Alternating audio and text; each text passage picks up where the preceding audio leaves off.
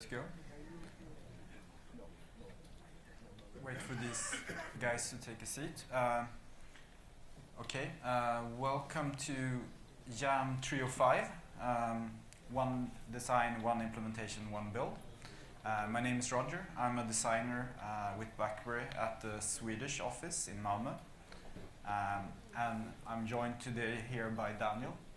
Hi everyone, does this work? Yeah. I'm from a company called Macadamian. We're from Canada, in the Ottawa region.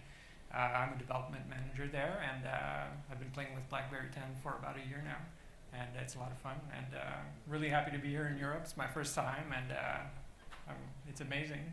Thank you for maintaining it like that. Go ahead. Cool. So I'm not sure. Okay, we're back to me. I'll do the talking to begin with. This session is about building BlackBerry 10 applications for more than one form factor. So if you started out building for the Z10, or at least familiarized with it, now when the Q10 is getting out there, what does that mean for your application? To walk through that both from a kind of design and cascades perspective. And we've been told today that it's quite easy, and yeah, in theory that's true, but there's always some challenges and opportunities that you can embrace when working with two form factors that are as different as the Z10, which has a full touch, which is a full touch device, and the Q10 that is combining touch and a physical keyboard. But we'll show you how the framework, Cascades, helps you adapt to this new Q10 device, as well as some best practices and a case study that Daniel has been putting together on how he took a application from the Z10 to the Q10. So essentially, how do we go from the Z10 to the Q10? And have some fun along the way as well. Okay, so the most important differences, which I would like to call out, as I already mentioned, the physical keyboard. But there's also an interesting aspect of a slightly different screen and a very different aspect ratio. So it's a 1-to-1 aspect ratio on the Q10. It's almost like you can imagine that it was built for Instagram. And then that screen is also OLED. And all of these things matter in the end to kind of the design of the application. So the physical keyboard, I like to see that as an opportunity. So already today, kind of BlackBerry users are enjoying the speed and tactility of typing and composing stuff with a physical keyboard. But they also use that to navigate and perform commands in their applications, the really famous shortcuts. So some of those shortcuts are being built into the framework. So T for top and C for compose and so forth are becoming part of Cascades and the other frameworks. And can help you then utilize them in a consistent as well as a kind of easy manner. But it also means that the shortcuts are something you need to actually adapt to. So they weren't there on the Z10 and the 10.0 release. So if you want to utilize kind of the full power of this form factor, you need to be embracing some of those unique qualities of the Q10. And as we're also seeing in the keynote this morning, and the type and go functionality, it's a very, very good showcase of how the keyboard support and the keyboard itself can make the kind of flow better on a device that has a physical keyboard. So kind of getting directly to typing is something we really want to encourage you guys in this form factor. But it's not really as viable on the Z10, because there, as soon as you bring up the keyboard, that consumes some of the screen estate. which isn't true when the device has a physical keyboard. So, and due to the keyboard, there is less screen. So we could look at making something really simple in terms of translating to this other form factor. But it's not really good enough because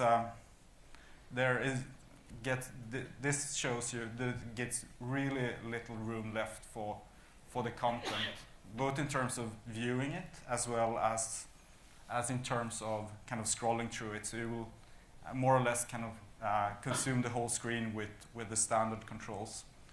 So we've taken a few steps already in the framework to help you kind of adapt to this new form factor.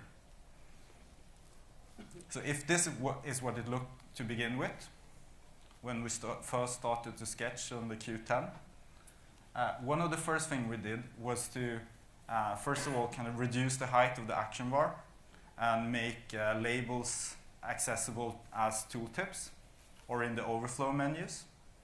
And we also kind of reduced the height of different list items to make more room for more of them on the screen. Well, that wasn't kind of enough, so the next step we took was to make the titles scroll off the screen, so they are no longer sticky in the top. So when you start to scroll towards the bottom of the screen, the titles go away. And if you're not using the kind of core title bar, we want to expose this functionality as well to custom title bar components. So back to the top again. And we actually took a kind of third or fourth step of optimizing for viewing the content. And that is to make also the action bar scroll away. So the action bar will automatically hide as soon as you start to scroll towards the bottom of a view, and then automatically reappear if you start to go up. And all of these kind of built into the framework, and in order to make sure that there is enough kind of screen left for showing whatever content you have. So the OLED is also an interesting story. It kind of allows, if used well, it allows for good battery performance as well as kind of really sharp and vibrant colors. But there are some important things to keep in mind about OLED, which isn't true for the LCD screen on the Z10. And we'd like to use two metaphors to describe those. So the first thing is that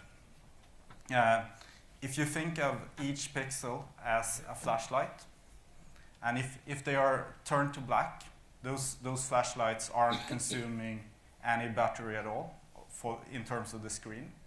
But when you make everything white, that's consuming much more battery. So in order to preserve some battery, which is very, very dependent, of course, of how well used your application is, then considering changing from a white theme to a black theme could be worthwhile in some cases.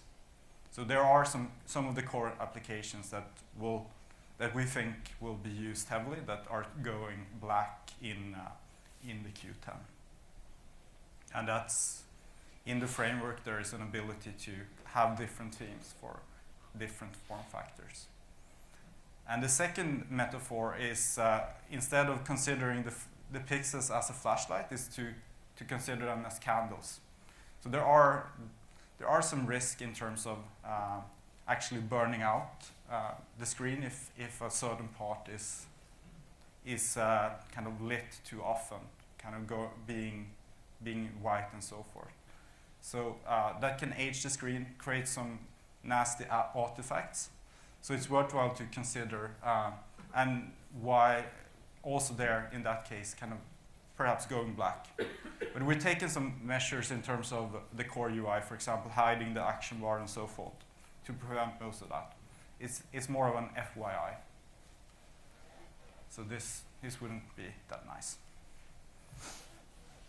So in terms of getting a different type of screen, we're actually in a lucky spot that the combination of screen size and PPI creates a actual size of the pixels that is roughly the same on both the Z10 and the Q10, which means that there isn't actually a need to rescale icons between these two devices, even though they are different in many respects. On the other hand, the Q10 is slimmer and has less width than the Z10. So we've changed all of the core controls to adapt to that size, but you need to be aware of this if you build, for example, custom controls, and make sure that that fits well on the new screen size. So a little bit of a case study here. One of the most problematic areas around going from the kind of tall Z10 to a kind of square size Q10 is absolute layouts and non-scrollable views. So if we take the dial pad here, for example, on the Z10, it's an absolute layout, meaning that if we simply kind of just adapted it to the Q10, it would be kind of rather unusable. So we took a few steps of optimizing that. This was the first take, and eventually we ended up somewhere here. So the kind of lesson being is trying to avoid absolute layouts. I'm sure there are cases where you need them, but also make all your views kind of scrollable by default, and that will save you some of this hassle. And essentially keeping in mind that there are now two de facto standards, a kind of square screen as well as a tall screen. So here's some of the bullets from a checklist that we created when starting to work on this internally. I'll go through them, give you around 10 seconds to consume each point. So less static Chrome. That's what I was talking about in the beginning. Try to make more room for the content by making less of the controls always stay on the screen. Split screen views are problematic.